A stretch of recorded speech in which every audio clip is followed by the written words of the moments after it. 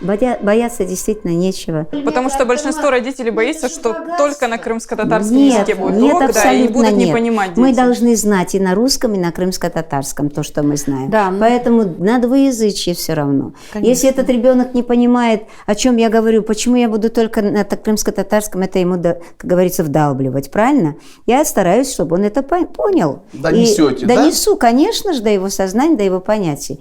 И, в общем, отработается это все. И мы и песни поем на родном языке, и мероприятия проводим, и инсценируем сказки на русском языке, на крымско-татарском. Прекрасно развивается все. Быскошамыз, чкарамыз, язмага угренемыз, изберлеймыз, увеерлаймыз. Да. Билингвальное образование это как бы отдельная тема, и здесь необходимо все-таки учесть, что в формате Крыма необходимо выбрать правильную модель билингвального образования. Нам всегда говорили, внесение компонентов родного обязательно. языка. А вот об этом нужно говорить со специалистами. Чтобы родители не боялись. Конечно.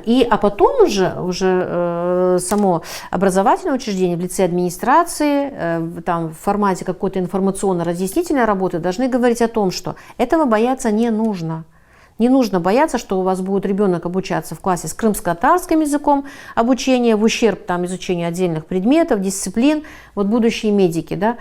Вот как вот он будет, ребенок мой, на крымско-татарском языке изучать химию, биологию, как профилирующие предметы, как он потом будет сдавать ЕГЭ, как он потом будет поступать, вступительные экзамены в мединститут, в образовательное учреждение, профильно специально, а как у него же там будет вся, я не знаю, терминология на крымско-татарском, и он будет смешивать, путаться и так далее. Нет, этого он бояться это будет знать не и на родном, нужно. и на русском.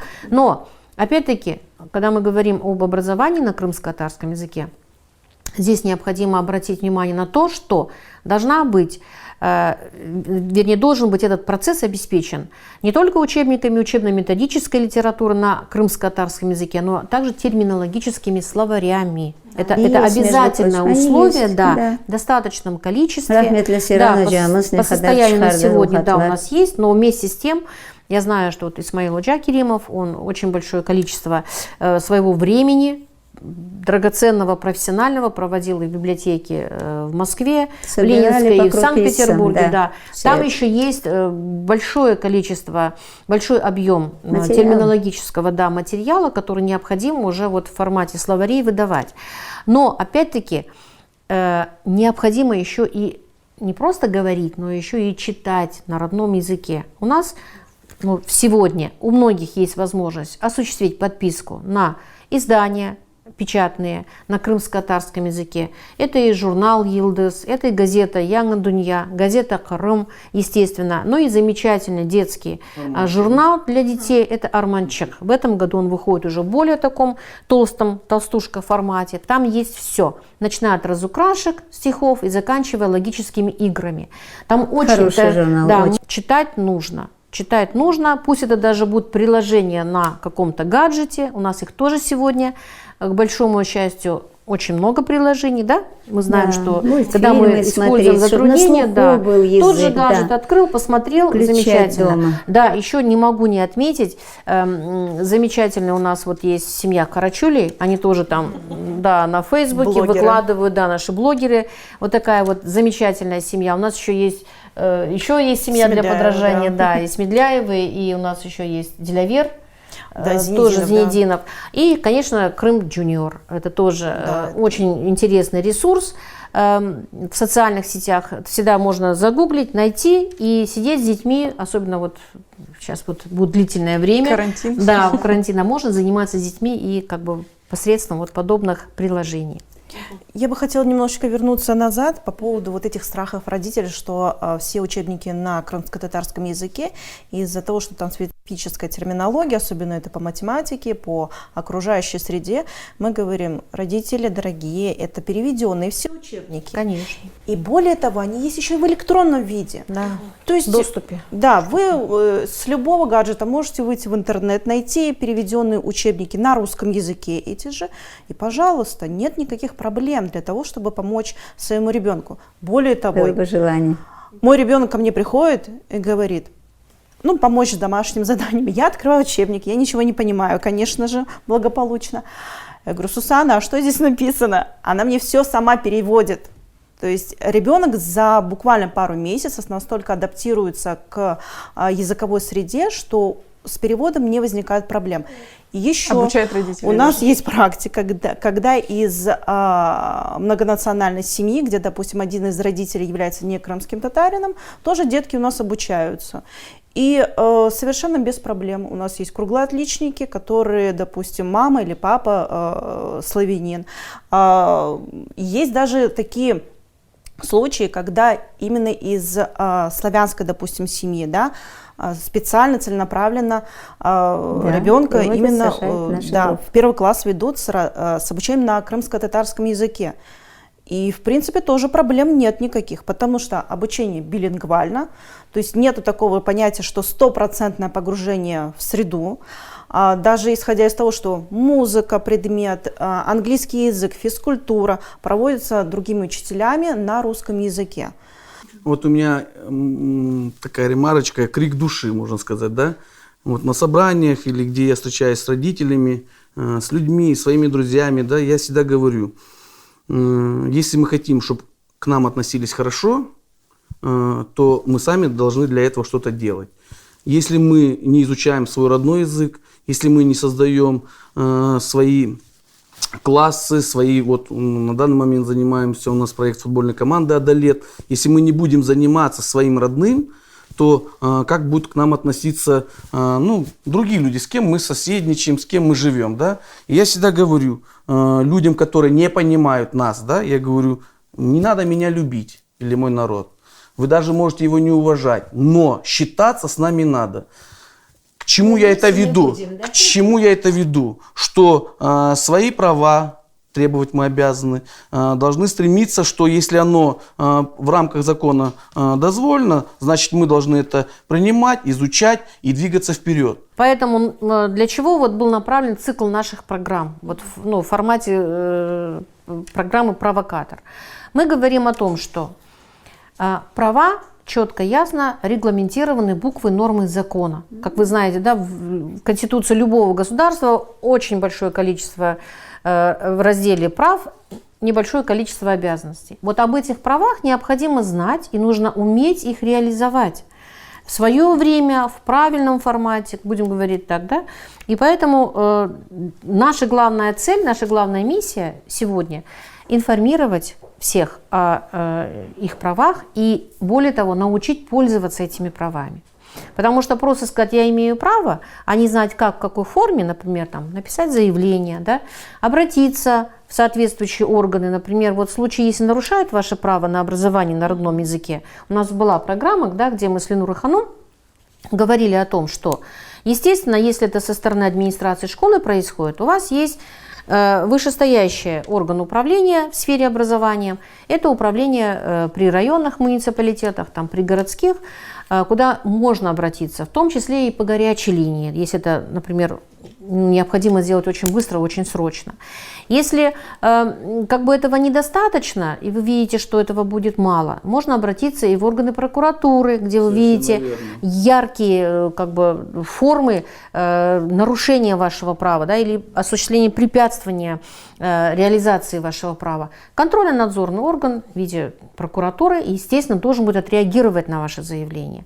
И, естественно, есть еще другая форма, это обращаться в суд. Обо всем об этом мы рассказываем нашим соотечественникам. Главное, чтобы они нас услышали и смогли реализовать свои права. Угу. У нас есть вопрос от подписчиков. Пишут, что в школах Инкермана не преподается крымско-татарский язык, и учителя отказываются преподавать этот предмет из-за устных указаний директора. То есть что делать в таких случаях? Вы еще упоминали, что важно требовать письменный отказ, если, например, руководство школы вам отказывает. Мы пользуемся законом об образовании, законом о рассмотрении обращений граждан, пишем всю устную форму, мы переводим в письменный вид, мы это имеем в виду родители. Родители пишут заявление на имя директора администрации. Бывает так, что директор или же зауч говорит: я не приму у вас, я не буду регистрировать. Тогда мы говорим второй вариант: пожалуйста, направляйте по почте с уведомлением. Почта все это фиксируется также, да. Они в течение 30 дней, в течение месяца администрация школы должна ответить, почему они отказываются открывать класс образования на родном языке или же будут открывать такой класс. Поэтому еще раз говорю, что надо не устные отказы и не устные заявления подавать директору, а в письменном виде. Но это то, что если мы не отдали ребенка в национальный класс, то внеурочное будет сокращаться. И в практике это уже везде это мы видим. Так что из-за этого мы призываем здесь уже тяжелее им что-то препятствовать или что-то сделать, когда уже национальный класс. По поводу внеурочной деятельности тоже здесь есть такие, скажем так, нюансы. Часто родителям говорят, в расписание мы не можем вписать, там еще какие-то проблемы. По 6 уроков, 7 давайте, уроков, куда еще? 8 А давайте уроком. ребенок будет, как мы привыкли В средней слышать, школе, факультатив, изучение внеурочная деятельность. Там все будет на крымско-татарский язык и крымско-татарская литература. Родители соглашаются, а потом уже в учебном году они видят, что под названием тем, которым им хотели организовать внеурочную деятельность крымско-татарский язык и родная литература, на самом деле это крымские традиции, где помимо крымско-татарского языка это какие-то обиходные фразы, не грамматика, не синтаксис, а именно обиходные фразы используются в быту, преподаются, изучают костюм, мифы, легенды не только крымско-татарского народа, но и других национальностей в Крыму. Программу И же также составляет делают, сам что не учитель. оценивается. Программу же Они не хотят ее не да, оценивать. Нет, она не оценивается. Вы же понимаете, что где не оценивается уже изучение или это же сразу препятствует, правильно? И это тоже возможно оценивание, потому что принимается это локальным актом по школе. Конечно. Все и оценивается. Это только надо требовать, чтобы оно было построже. А тот момент, который, что этот внеурочный час его ставят 7-м уроком. А иначе куда его? Получается, тогда, его не все изучают. Тогда уже у детей вот такой большой вопрос. Почему кто-то пошел домой, кто-то оно начинает. Должен быть, согласно СанПи, перерыв после обязательной части. 40 то есть, минут, кстати. Да, 40 сидеть минут. 40 минут, чтобы знать потом только следующий урок. факультативная часть начинается. А представьте себе, будем говорить так, положение родителей, которые привязаны к школьному автобусу, когда деток доставляют школьным автобусом, Сельских его школ. ребенок, в сельских районах, где его ребенок останется на дополнительное факультативное занятие, как он потом будет добираться самостоятельно или придется это Естественно, там организовывать всё самим повязано. родителям.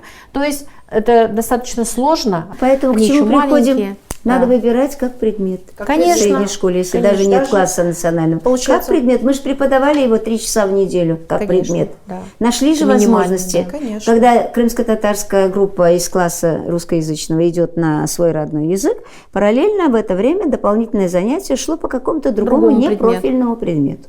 И все. И все было нормально. Все с этим согласны были. Нашло же государство тогда деньги. Конечно. И сейчас найдет. Да и сейчас тоже, это не Да, и проблема. сейчас оно есть. Вся загвоздка в том, что наши родители, мы сами, мы должны толкать этот процесс, мы должны желать этот процесс. Вот что самое главное. Здесь у нас опять есть вопрос от подписчицы тоже на эту тему. Сколько часов должно быть выделено на изучение родного языка в младших классах, она именно пишет. Должны ли дети быть поделены на группы и должен ли оцениваться предмет? Так, предмет у нас делится на родной язык и родная литература. Вот я даже зачитаю примерно учебные планы по крымско-татарскому языку. Отводится за начальную школу, это с 1 по 4 класс, отводится 340 часов за 4 года обучения. В первом классе 102 часа, это по 3 часа в неделю. Во втором и в третьем по 85 часов, это крымско-татарский язык. По 2,5 часа в неделю получается. В 4 классе уже 68 часов по 2 часа в неделю. В этих примерных программах по учебному плану литературное чтение уже конкретизировано содержание предмета и дается примерное распределение в следующем порядке.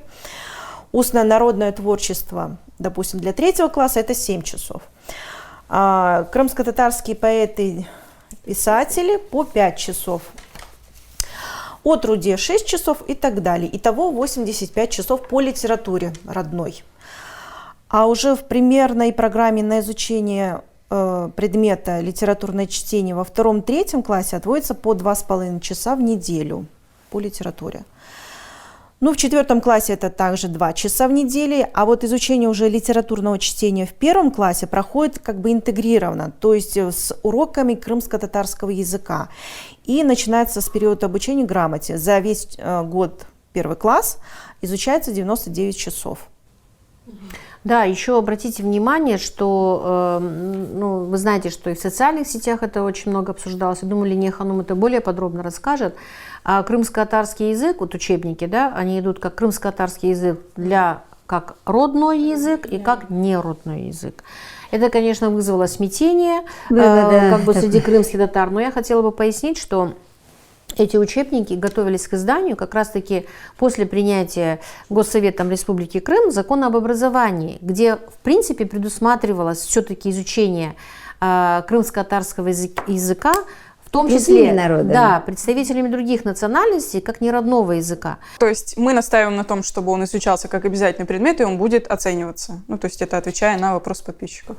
Да, это наиболее приемлемая форма по сравнению с внеурочной деятельностью. А как изучается родной язык в старших классах?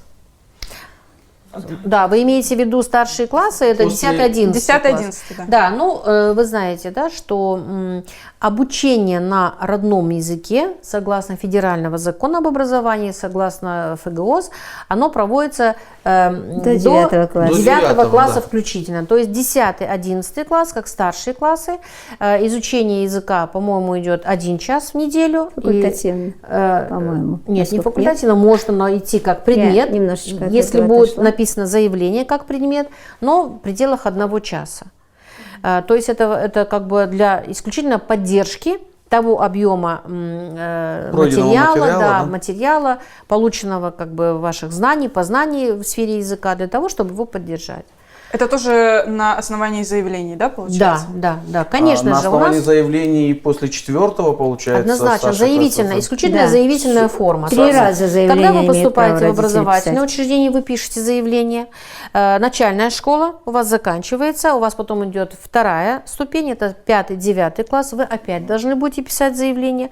Но 10-11 класс тоже необходимо четко сформулировать в заявительной форме, что вы хотите. Будете изучать родной язык в качестве предмета. И какой профиль вы выбираете? Да, это тоже по профилю. Вообще все так вот настолько взаимосвязано. Родители, школа, сам язык и литература.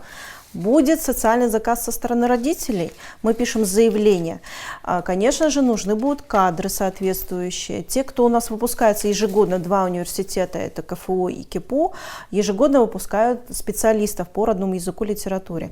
Часто бывает, что они не могут найти работу. Вот, пожалуйста, родители написали заявление, уже у нас есть одно рабочее место для юного специалиста, выпускника. Есть у нас школы, необходимо что? Литература, методическая литература, да? Непосредственно сама художественная литература, издание ее. Это еще у нас, получается, рабочие места. У нас все взаимосвязано, все развивается. Ленура Ханум абсолютно правильно сказала. Образовательный процесс носит форму социального заказа, где основные действующие лица в этом процессе, основные действующие как бы механизмы – это родитель, как законный представитель, и образовательное учреждение, будь то детское дошкольное учреждение, либо это будет средняя образовательная школа. Есть заказ, есть будет исполнение. Есть заказ, значит, вы будете его исполнять. Поэтому здесь все в руках родителей. Родители напишут заявление о том, что они хотят, чтобы их ребенок получил образование на родном языке, значит, администрация школы обязана будет соблюсти все необходимые условия, требования, чтобы обеспечить реализацию и гарантировать реализацию этого права гражданина. Будет потребность, будет заявка. Однозначно, да. Тогда уже, тоже как Ленура Ханум процесс. сказала, начинается процесс подготовки к образовательному процессу, но он неизбежен. Если нам, крымским татарам, это не нужно, то нету потребности. Конечно. И нету Нет заявок. головной- и им Нет и получается, головной боли. Всё. Родители Конечно. должны принимать Семья и активное школа. участие. Школа и семья. активное участие. И тогда мы будем и им показывать, что мы, родители, не где-то отсторонились, и не где-то мы там пассивные, а мы активные, мы заинтересованы, чтобы наши дети процветали, чтобы они получали образование в социуме, чтобы они были личностями и чтобы их уважали. У нашего народа очень высокий процент образованности. Родители все образованные, грамотные. Они, конечно же, хотят, чтобы их дети пошли дальше, выше их. Сау болыңыз, көреміз ки ана тіліні öğrenmek bu bizim tabi hakkımız ve bu hakkını korçalamak için çaremiz de бар. En esası onun mühimligini anlamak. Çok sağ olunuz. Мен айтайын, яшасын крым-татар халқымыз. Яшасын. Яшасын. Разумыз. Уважайте, любите свой народ, добивайтесь своих прав, и чтобы нас уважали, с нами считались. Вот этого я хочу пожелать. Главное не бояться ничего. Дети, как я говорю, всегда умнее родителей, потому что они как губки все впитывают, обучаются очень быстро. Бояться не стоит. Есть у нас гарантии государственные, есть у нас условия, которые дают возможность обучаться на родном языке. И этим надо использовать, этим пользоваться необходимо. Учебники, методическая литература, художественная литература, преподавателя. Вот, пожалуйста, условия. Только родителям необходимо написать всего лишь заявление и не бояться. Ну, мне остается только добавить, чтобы все мы знали и помнили о своих правах. И самое главное, умели их отстаивать и защищать. Да. Мен не демек істеймін? Біріншіден, айтқанымызға көре, епсі өзімізге бағлы. Біздің ұлы Эдипіміз Исмаилбек Аспрал айтқаны кібік. Егер де миллетіңе қызмет етечек олсаң, өзіңден башла деген. Мына біздің епіміздің елімізден келген не? Ана тілімізге янашмақ, ана тілімізді қорчаламақ, сақламақ ве оны асырлар девамында сақлап келінді ма, оны өлмеге жол бермемек. Ана тіліміз хав астында, оны жоқ олайатқан тілдер арасына кірсеткен, біз бұна жол бермеміз. Мен бір межилисте, өзімізде педсоветте, бөле бір обсуждение десек, демек бар кетеді. Епсі нечіндір біздерін чұқала башылған еділер, біз милли сыныфлар ашқанда. Ама мен шықтым да дедім, білесің не дедім? Мына мен өз миллетім векілім. Сізлер биологлар бірде-бір чечечек, яда бір өсімлік ғайып болса, яда айванчық, оны қырмызы кітапқа кірсетесіңіз. Біз есе дедім, миллет оларақ, Крым-татар халқы, мына ветанымызға келдік ма? Өзіміздің қырмызы кітапқа кірсетмеге ел бір-біріңізге бермеміз дедім. Мына бұл шейін айттым. Кімсі бір шей қыңқ етмеділер. Нечін десеңіз, мен доғыры елда едім. Мен аңнаттым оларға. Біз бармыз, бар едік ве олажамыз. Сіз не қадар тұрышсаңыз біле, біздің жоқ етмеге имкан яратмамыз дедім. Оның үшін миллетіме мұражат етіп, имканын яратмайық. Өз елімізден өзіміздің ғайып етмейік. Бұл фікірнен бүгін топлашқанымыздың аңнасынлар. Не үшін? Не істейміз біздер? Әркездің фікіріне кірмек керек бұл нелер, дұйғылар. Ве белі шайырымыздың сатырларынан бітірмек мүмкін. Өз тіліні білмеген, жүрек ерін созар ма? Ат аяғында налы жоқ, ат чапышта озар ма? Жоқ әлбетте. Біз өге кетечек осақ, өзіміздің миллет оларақ мұнда пектмек істесек, демек, өз тілімізді білмек, сақламақ ве оны орында күрешмек керекміз. Бұнен біз программызны екінлейміз. Көрішмек үзіре.